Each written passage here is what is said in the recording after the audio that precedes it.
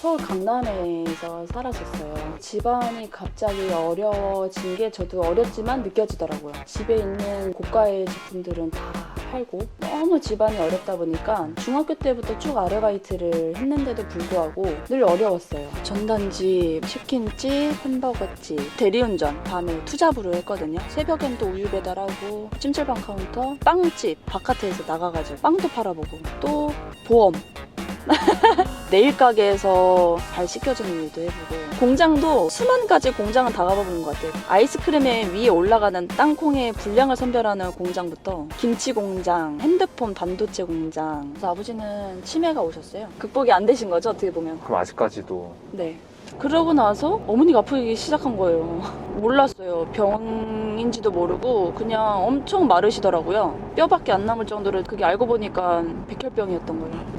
저는 학력도 없었고 경력도 없었고 여자고 뭐 안 좋은 조건이라고 한다면 다 갖춰져 있는 상태였지만 그래도 지금 이 자리까지 왔잖아요. 할 수 있다. 안 되는 건 없어요.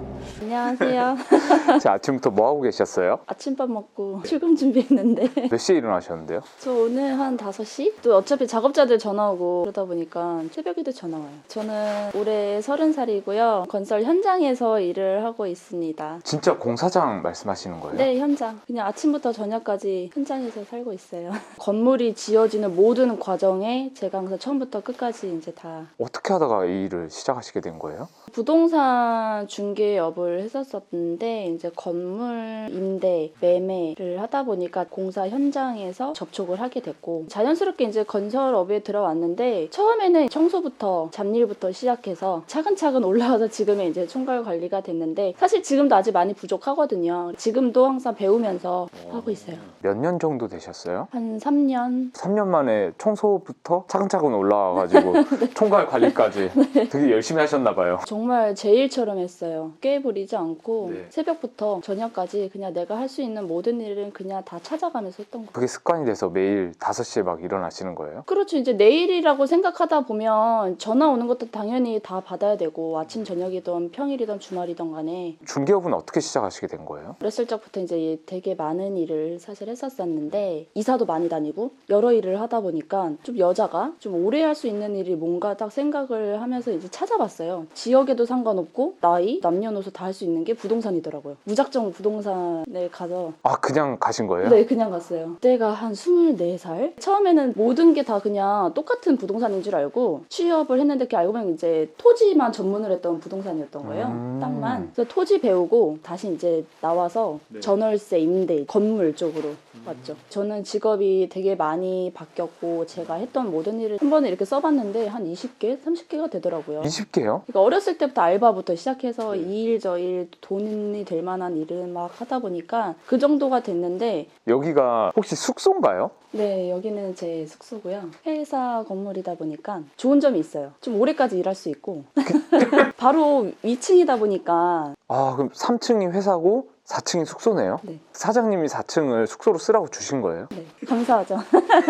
다들 이해 못해요. 다들 이해 못하시는데 전 너무 좋더라고요. 혼자 쓰시는 거예요? 네. 여기 되게 느낌이 그냥 건설회사 숙소 같지가 않아요. 잠시라도 쉬는 공간이잖아요. 그래서 제가 원하는 컨셉, 제가 원하는 인테리어 이렇게 좀 꾸며봤어요. 아, 이걸 직접 다 꾸미신 거예요? 네.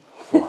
아무것도 없는 땅에서 저희는 시작을 하잖아요. 건물이 지어지고 거기에 사람들이 살 때 지나가다가 보면 불이 켜져 있고 사람들의 그 실루엣이 보일 때 그때 조금 좀 만감이 교차해요. 사실 한 현장에 정말 모든 걸 다 쏟아붓거든요. 끝나고 나면은 성취감도 있고 다음 현장에서는 좀 이런 부분을 조금 더 신경 써야겠다라는 것도 있고 아 재밌다 즐겁다? 그럴 때 생기는 것 같아요. 일할 때는 없어요.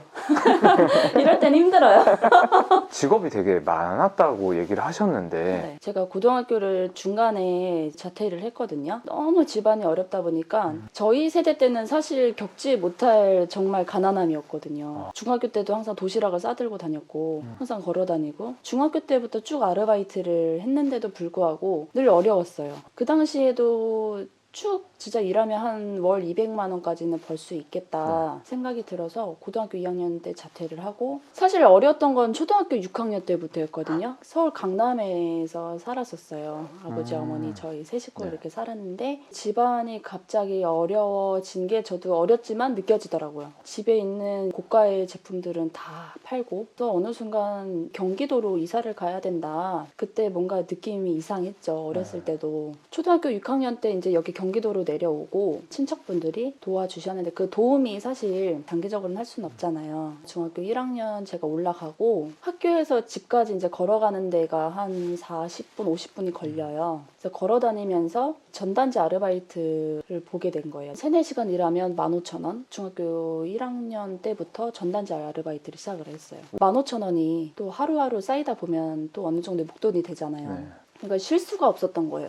그때부터 지금까지. 그래서 전단지 아르바이트 하고 주방에서도 일하고.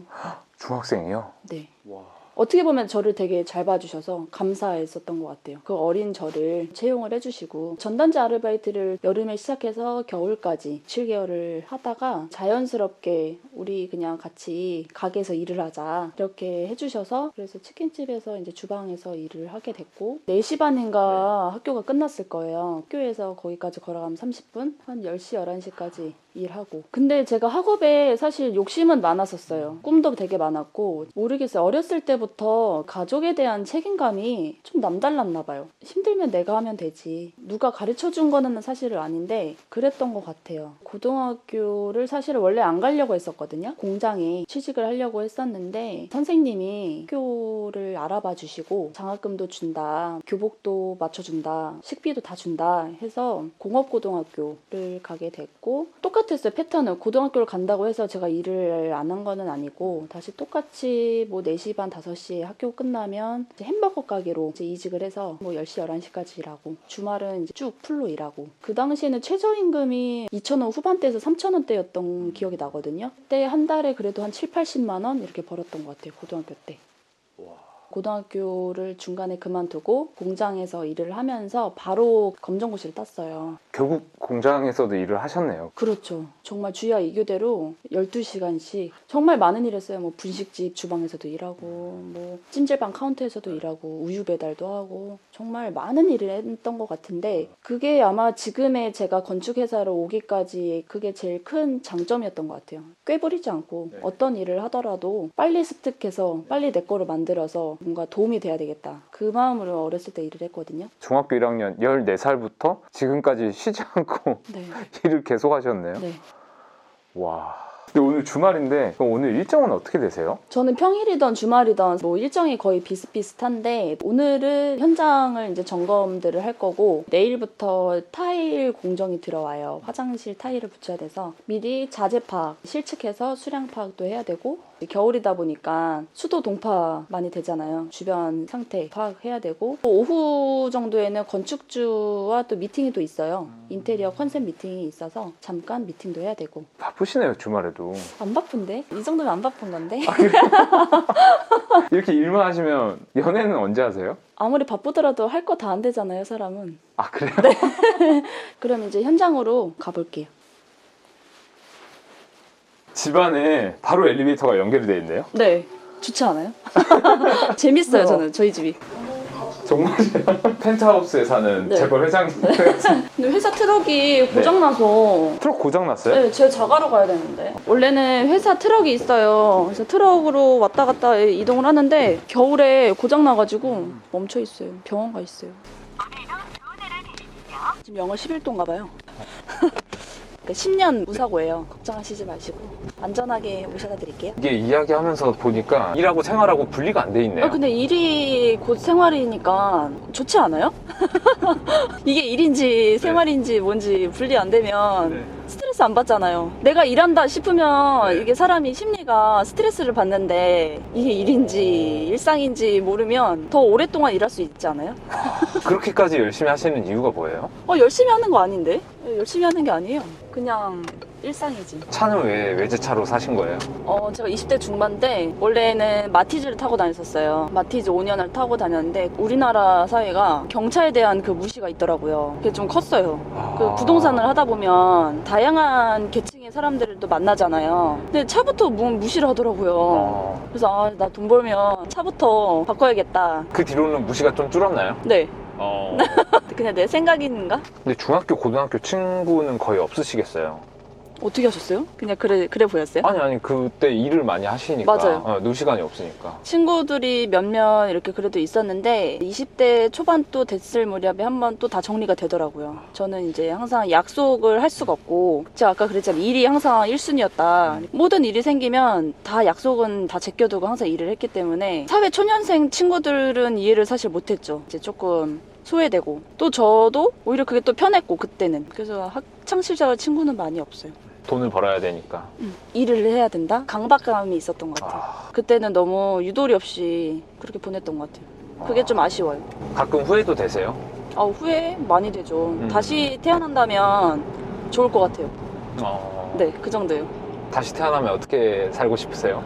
똑똑하게 살고 싶어요. 그게 어떤 의미죠? 요즘 친구들 되게 똑똑하더라고요. 이게 똑똑해서 자기 진로 다 생각하고 파악하고 알아보고 다시 태어난다면 정말 똑똑하게 살고 싶어요. 강남에서 사셨으면 그 당시에 굉장히 부유하게 사셨을 것 같은데 한순간에 상황이 바뀐 거잖아요. 그렇죠. 저희 아버지는 방에서 몇 달 동안 안 나오셨었어요.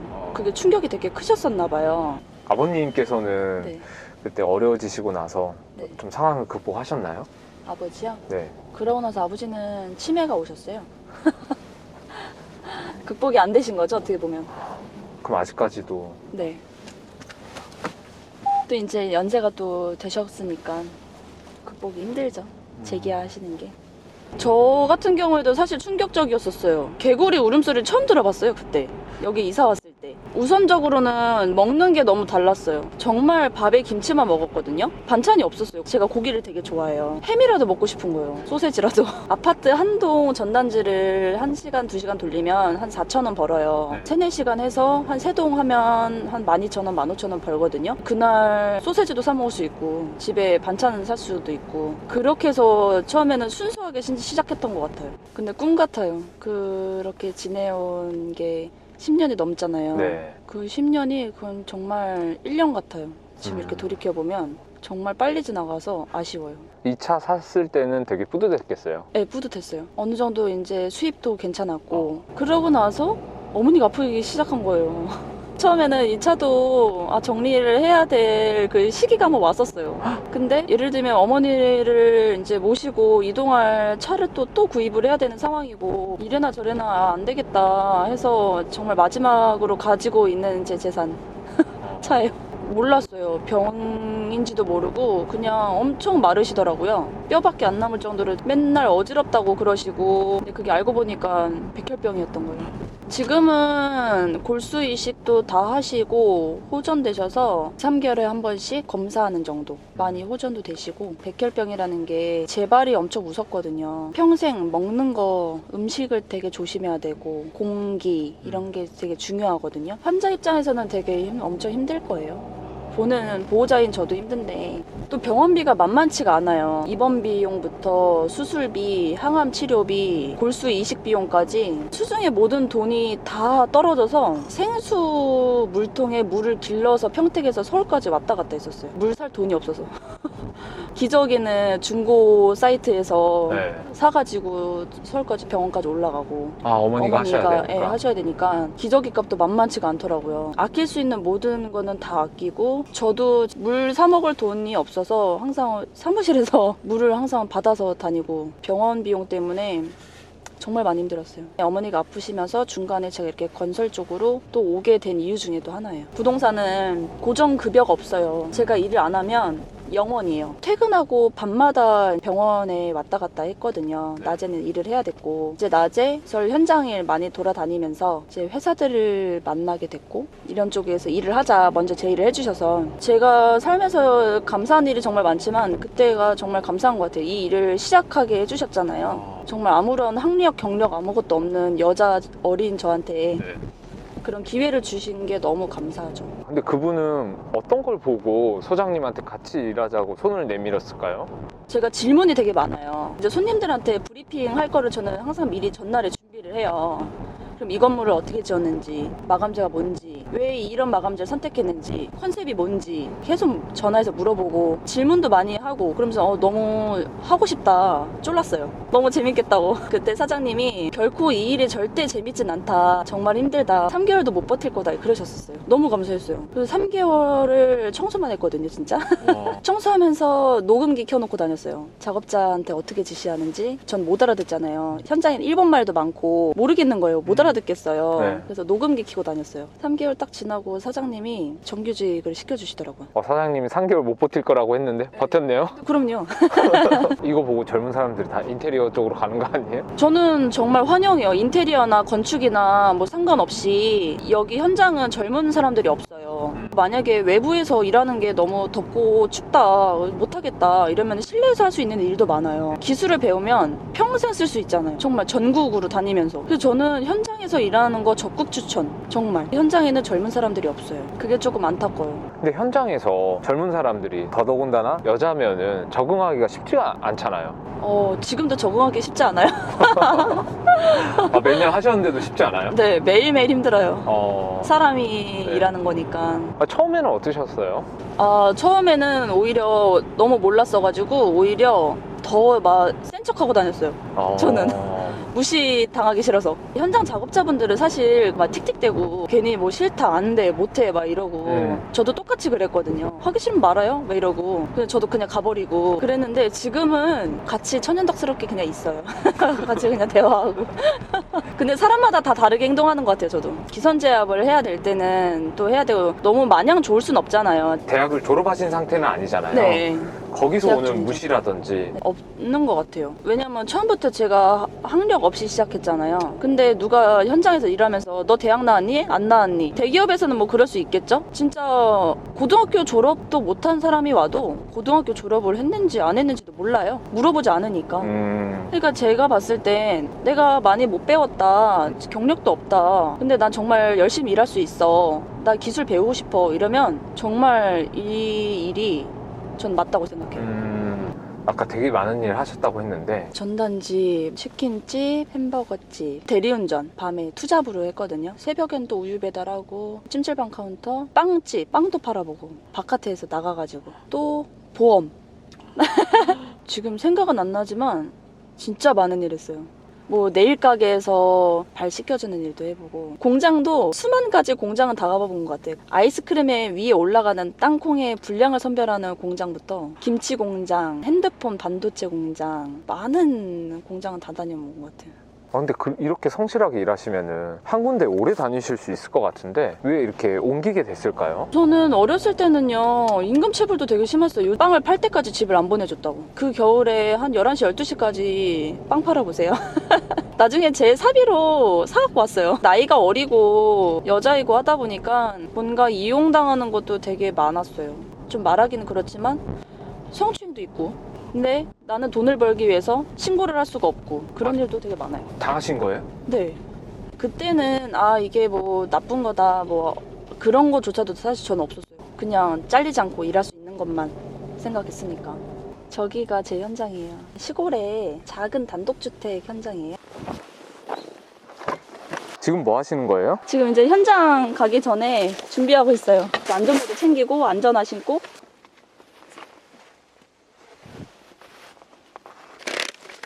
다 챙겼습니다. 네. 여기가 1층 주차장. 아직 여기가 근데 유리창이 안 달려서 조금 외부 공기가 많이 들어와서 아직 현장이 많이 추워요. 많이 추운 정도가 아니에요. 엄청 추우시죠? 네. 커피 한 잔 드릴까요? 당 떨어져. 역시 현장은 믹스커피. 믹스커피. 내년에는 교도소를 지러 가요. 제가 살다 교도소를 지을 날도 너무 재밌지 않아요, 제 인생?